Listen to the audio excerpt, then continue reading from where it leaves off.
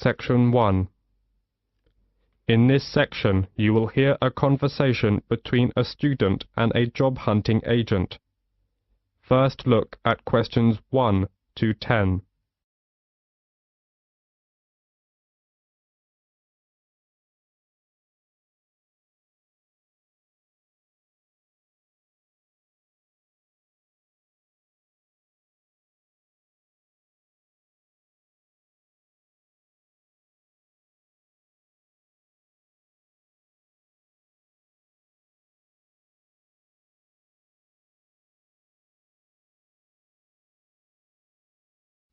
Now we shall begin.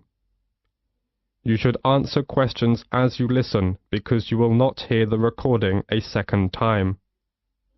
Now listen carefully and answer questions 1 to 10. Section 1. Good morning. May I help you? Oh, good morning. Is this the Student Job Center? Oh, yes. I was wondering if perhaps you could tell me a bit about the job. You know, the hotel recruitment program that offers a range of work at the hotels in the area. Of course. Take a seat, please. I'll take you through some of what we have on offer. Thank you so much. Oh, wait a second and I'll get my pen. Okay. The first job is reception assistant at the Parkview Hotel. The Parkview Hotel has quite an international flavor, so you'll need to speak at least 2 foreign languages. Sure. I can speak fluent French and Spanish, so that's no problem. Good. And many guests, of course, travel by car, and you may have to take their vehicles around to the car park, so you will need to have a valid driving license, and you will not be allowed to do the job if you haven't. Okay, I got that. Right. And they also say that basic computer skills, such as word processing, would be an advantage, although this isn't a requirement. Well, I just got my computer skills certificate, so I have no worries about that. This is quite a varied job, and in fact, I should point out that at certain times of the day, it would involve heavy lifting when guest luggage arrives, or perhaps deliveries come in. Is that okay for you? Well, it's hard to say at this moment, but I'll bear that in mind when deciding whether to apply for this post. Sure. Another job is general assistant at the Lakeside Hotel. To be honest, the pay is rather low, but there are compensatory factors. For example, the hotel will provide you with all your meals while you're working, and they will also train you in all the aspects of the job and then issue you with a certificate, which, of course, could be very valuable to you in the future. Oh, that sounds great. Now, the third job on offer is catering assistant at Hotel 98's smart new premises. As you know, this hotel is popular with exclusive travelers, and so you'll need to wear the distinctive staff uniform, which you're provided with. Don't consider this job unless you're fairly flexible about when you work, as the hotel will require you to work nights for this job, and you will need to travel to and from the hotel, as it is situated just outside the city. Well, I'm afraid I can't manage that because of the lectures. Okay, I get the picture. So, which one will you prefer? Reception assistant at the Parkview Hotel or general assistant at the Lakeside Hotel? Well, I guess I still couldn't make up my mind right now. Can I have a few days to think about and go back to you later? That's no problem, and there are a few things I need to clarify with you. If you would like to apply for one of these jobs, you will need to follow the recruitment process. So the first thing you'll need to do is to fill in one of these, a personal information form. It's pretty straightforward and should only take you a few minutes. Once you've done that and handed it in, we'll give you a questionnaire about your skills. We then look through the information about you and pass on our recommendations to the relevant hotel. Yes, sure. You will then proceed to the next step of the process and attend a general course of training. This is designed to be helpful and realistic, so an important part of the course is role-play activities. That sounds interesting. Yes, indeed.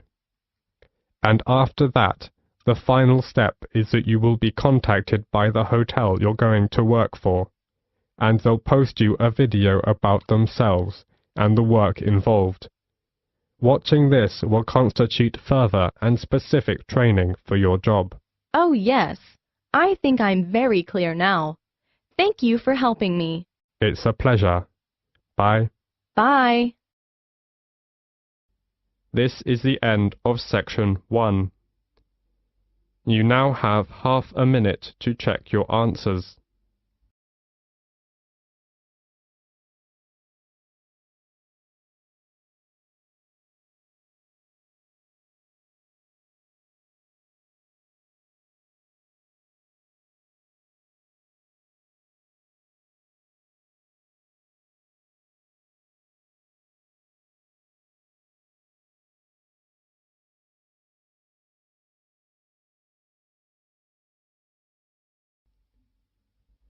Now turn to section 2. You will hear a doctor from a medical center giving some information about the center. As you listen, answer questions 11 to 20. First, you will have some time to look at questions 11 to 14.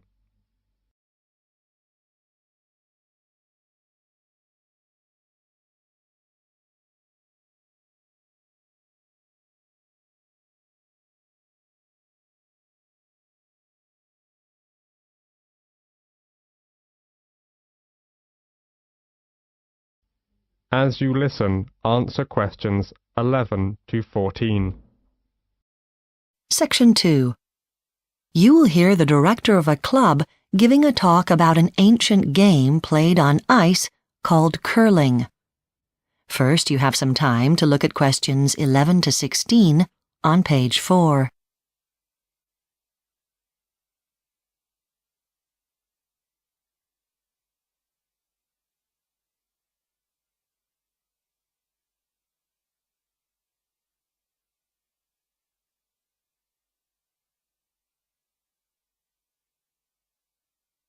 Now listen carefully and answer questions 11 to 16. It gives me great pleasure to welcome you to the Montreal Curling Club. I hope you'll enjoy the introductory program we've prepared for you. I'll start with a brief introduction to the game itself and the equipment, so that you'll be able to enjoy it when you watch it later on. I'll then go on to say a little about the history of the sport and the club. So, first, let's take a look at the game of curling and the implements it uses. It's played on ice, and the object of the game is for two teams to push heavy stones across the ice towards a target. Now, there are 4 people in each of the 2 teams. The first is called the lead. The next is called the second. The next, surprise, surprise, is called the third. And the final player, who is absolutely key, functions as the captain, but is always called the skip. That's S-K-I-P. The area of play on the ice, whether it be on a rink or on a frozen lake or stream, is called the sheet. This long, thin area is 42.15 meters by only 4.25 meters. And unlike ice hockey ice, for example, it is constantly groomed by frequent shaving to keep it perfectly level. At either end of this are the 2 zones for the targets. Each one is known as a house. A little bit about the equipment we need. The stones are made from granite. Originally, these were held by your fingers in holes specially carved out in the top. But then it was decided to add a handle to get a better grip.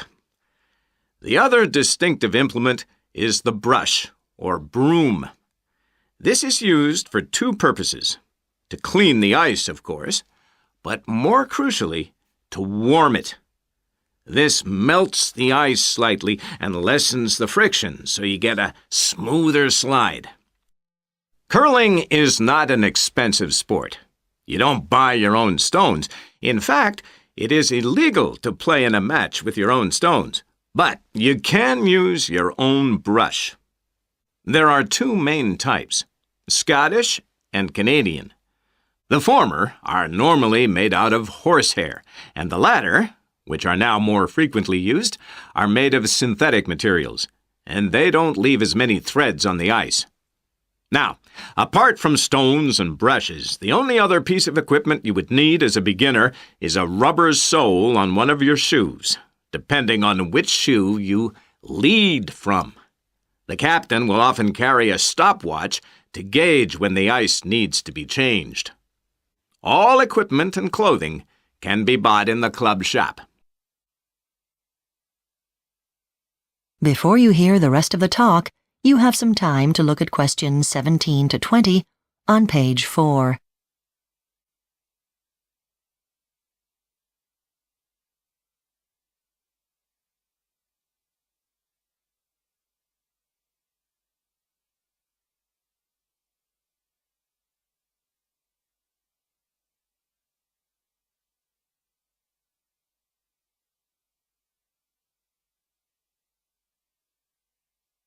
Now listen and answer questions 17 to 20.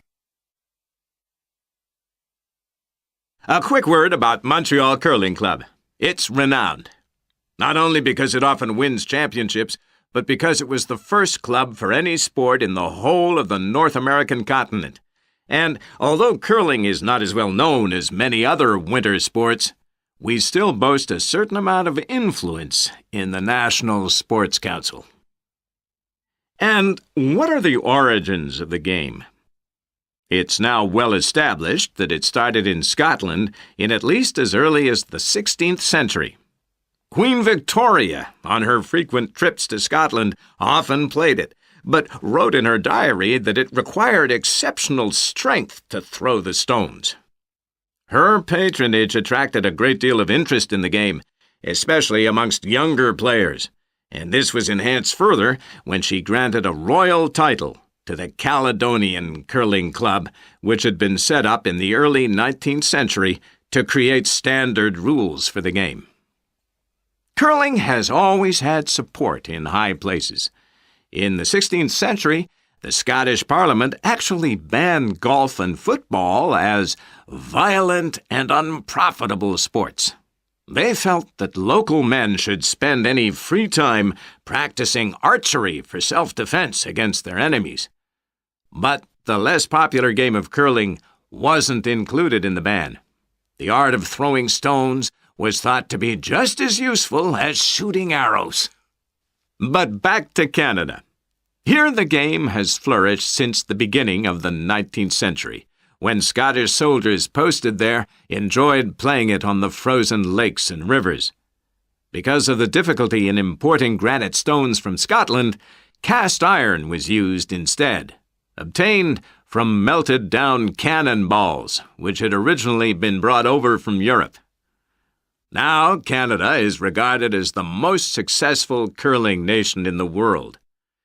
Now, the game you're going to see. That is the end of section 2. You now have half a minute to check your answers.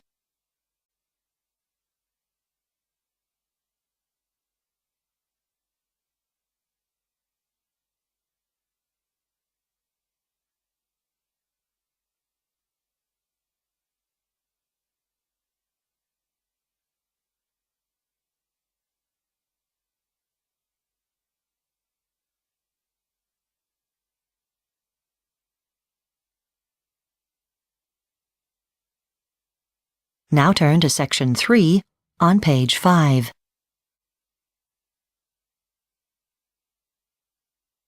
Section 3.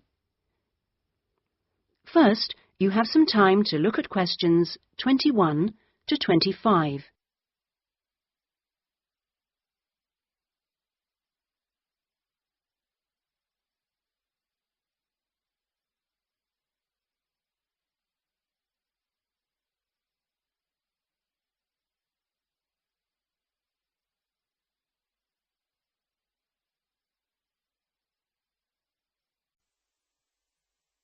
Now listen carefully and answer questions 21 to 25.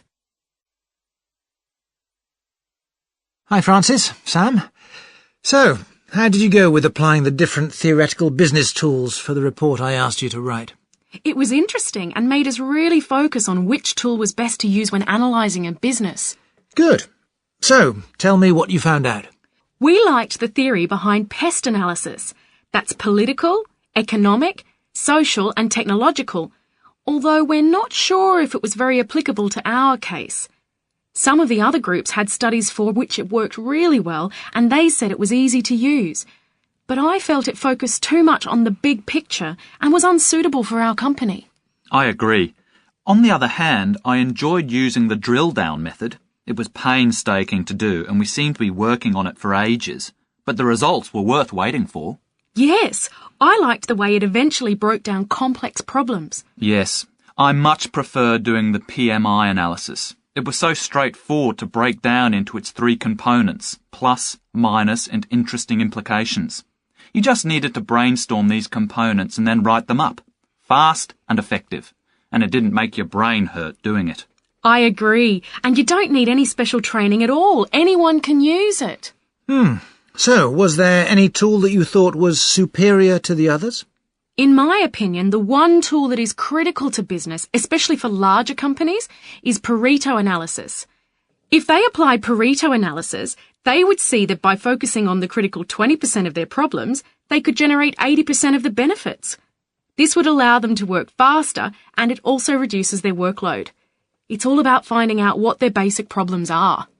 I agree with Francis about Pareto, but my favourite was the SWOT analysis. You know, looking at the company's strengths, weaknesses, opportunities and threats, as it can be used in so many different situations. It works in large and small companies, and even down to departmental level. It was great for our case study. Yes, that's true. Before you hear the rest of the discussion, you have some time to look at questions 26 to 30 on page 6.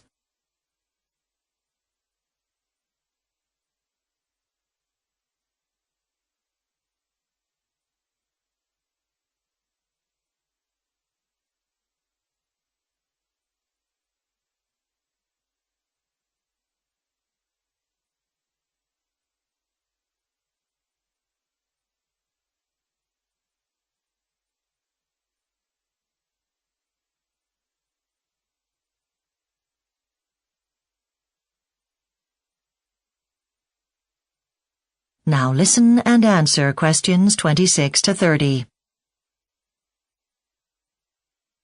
OK, I've read your draft report, but can you tell me a bit more about that company you focused on? Well, the company we used in our study was a manufacturing company who have relied on distributors to take their product to the end user. We did some analysis examining the possibility of them distributing their own products. We initially looked at their strengths. The company, although it is small, is well known and has a very good reputation. The management are very committed to increasing the company profits, and they are confident this move would be successful. Right. And the company has quite a lot of staff who have previously worked for distribution companies, so the knowledge is already there. That was something we didn't expect to find and is probably going to help them the most to achieve their goals. I was quite impressed by some of the opportunities you detailed. I did think you missed something quite pertinent to their future growth, however. What was that? You didn't consider the potential for establishing an offshore division. You talked about the company negotiating better terms with its suppliers. Most of these are based abroad, and so if the company had a way of actually distributing the product there, This could be a tremendous opportunity and give them an edge over their competitors. That's a good point. So, what did you think about the threats we identified? I thought you did a good job. I was really pleased to see that you considered how the government's planned environmental policy could really affect the viability of this venture. With this law being introduced next year, they might need to find new ways of using their existing technology. It's easy to identify what your competitors are doing, but it's the bigger picture that often gets ignored. So, Sam, what did you learn from this assignment? Heaps.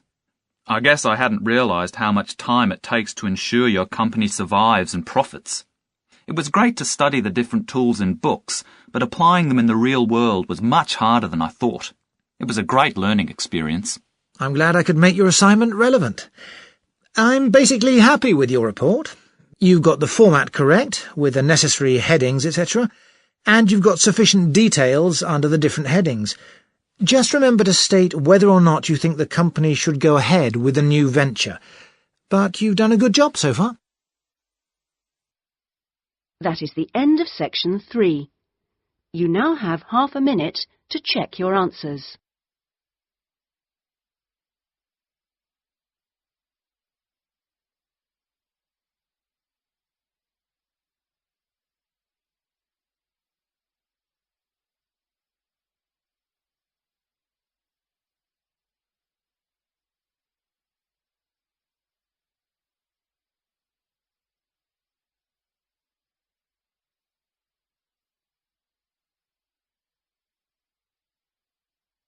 Now turn to section 4.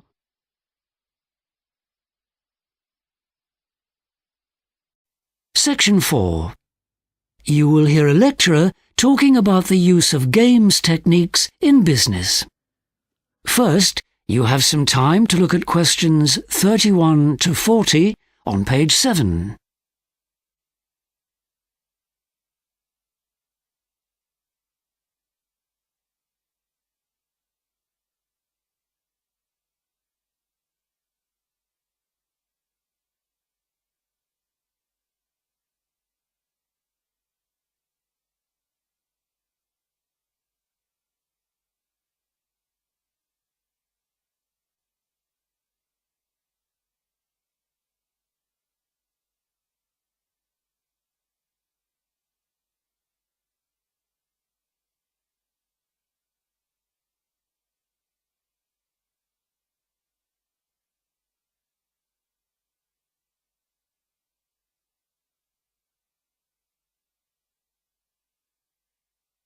Now listen carefully and answer questions 31 to 40.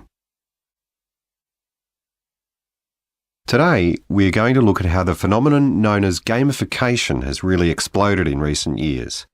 So what exactly is gamification? It has been defined as the use of games thinking and mechanics in non-game situations, such as for business. Up to now, its most common function has been marketing. It is extremely popular with big companies, but as we'll see, it also has many other uses. Gamification techniques work on our natural desire for competition. One way they do this is by providing a reward, for example, badges or points, or providing a type of virtual currency. But don't be fooled into thinking the concept is a novel one. Just think of the frequent flyer incentive schemes that were initiated by airlines to try and retain customers. In fact, it's been around for years. However, it has become more prolific with advances in technology. So how is gamification being used? Well, it is seen as an excellent way of obtaining almost instantaneous feedback through common social media sites. However, there are other areas where it is increasingly being used, in particular as a means of trying to convince people through fun activities to alter their behaviour. Another use is in education or training in the workplace, especially when it is just not feasible to train people on the real thing. Good examples of this are the aircraft simulators used by pilots or the urban simulators used by town planners.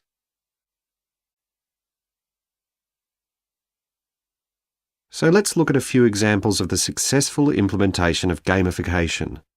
One perhaps surprising use of gamification has been in official campaigns by governments and authorities who have quickly seen its potential. In Australia, the government developed a smartphone app called My Fit Buddy, whose aim was to help people get off the sofa and exercise.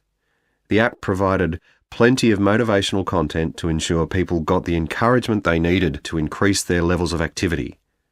Overseas in one city, instead of just punishing the drivers caught driving too fast, a local authority conducted a trial where they rewarded good drivers with free entries into a draw. The trial was so successful that it resulted in a 22% reduction in speeding. Gamification is also playing its part in helping people make healthy choices. In an attempt to get commuters to walk instead of using the escalators in an underground station, the staircase next to it was transformed into a piano. It had a touchpad underneath which played notes as people stepped on it. When it was in use, almost everyone opted to use the stairs instead of the escalator. Another example is a medical research company in Australia. They realised the potential of gamification to help the elderly recover much more quickly from accidents. When the elderly fall, the most common injury is not to the arm or the leg, but to the hand.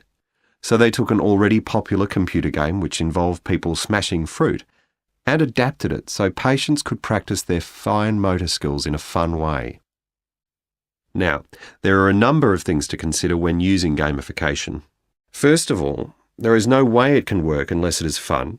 In fact, without that element, it could have the complete opposite effect on the consumer. In addition, as companies are often obtaining a lot more personal information and data on their customers this way, they should always be mindful of their legal obligations in terms of legislation relating to privacy. So now, it's over to you to think of other examples of gamification that you might have come across. That is the end of section 4. You now have half a minute to check your answers.